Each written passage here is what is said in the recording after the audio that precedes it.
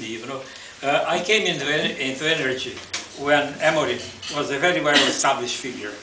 I was just a regular nuclear physicist for the first part of my career. Then when I turned into an energy person, Amory was there, and he was very important, and he really played the role of a revolutionary. He still is. You know, what is surprising in Amory is that he's over 60, I understood, and he still is as fiery and revolutionary as he was 30 years ago. I think this is very impressive. Just imagine how revolutionary you'll be when you get to be my age.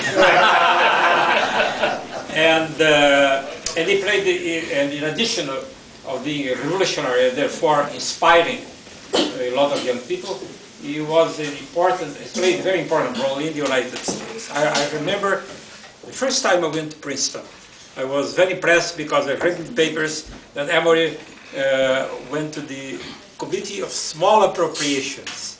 Small business. Yes, and made the position there. And so on, they were considering some obscure law, etc., etc. Now it's not small appropriations anymore. You know, I mean, your teachings and your followers and people all over the world now, they really shape policy. It's not only small businesses, but the general trend of energy. Despite some minor problems like the ones we have here in Brazil, you know, I think energy is moving in the right direction. Probably by serendipity.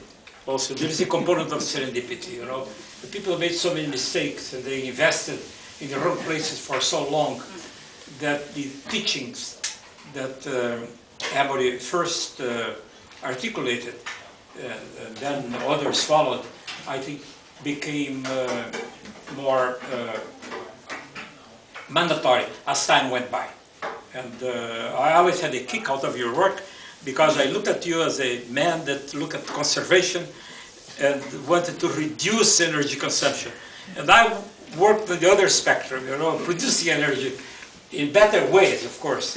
But and now I think it's obvious that we converge. So I think it's a great opportunity to have Amory here, and I'm very pleased that he could come and share his views with us. Thank you. And I would like to say that Oscar Mutomura is with us. You know, it's a very important presence. We are organizing a delegation to visit your institute. The floor is open. Please, Amory, Judy, and G, if you want. The floor is yours. It's such a great honor and pleasure, Jose, to be back with you again. We've done things off and on together for, what, 30, 40 years now. And each time I learn more. We've been continuing our inquiries into what can you do with aggressive, modern, well-designed efficiency and renewables efforts. And the latest version of this is just published this week, and Oscar wrote the Portuguese forward to it. It's published by Cultrix as Inventando Fogo, and very handsome production. I hope you'll enjoy it. It's a business book full of many practical examples and real data, but readable. It's actually a direct translation with his Brazilian context up front of a U.S. explanation of how to run a 2.6-fold bigger economy in 2050 with no oil, no coal, no nuclear energy, no more big hydro dams either, a third less natural gas, $5 trillion cheaper in net present value than business as usual, counting carbon and all other externalities at zero, no new inventions, no act of Congress, and the transition led by business for profit. because with $5 trillion on the table, there is an ample incentive. Now, obviously, many things are different in Brazil, but more things are similar, especially as I learn more about the status of your energy policy, on which I've just had a lovely tutorial. Your description, as I sounds a bit like the Churchill remark, you can always count on the Americans to do the right thing after they've exhausted all other alternatives.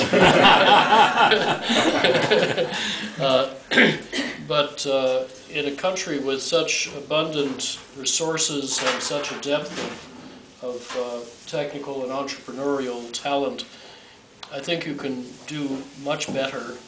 There was just now an international independent report comparing 12 major economies in the world in their progress on energy efficiency. And in general, Brazil ranked number 10 out of 12, and in efficiency policy and investment, it ranked number 12 out of 12. You would not tolerate that from your wonderful football team. So certainly the opportunities are huge, and also with distributed renewables now becoming very competitive, and the ability to connect them reliably without needing any breakthrough in storage. So I think it's really time to reassert the kind of energy leadership that Brazil did in your pioneering programs. And I look forward to the discussion at Amory tomorrow, and also with a Rio business group on Friday, to try to push this forward and reinforce the good work so many of you are doing. Thank you.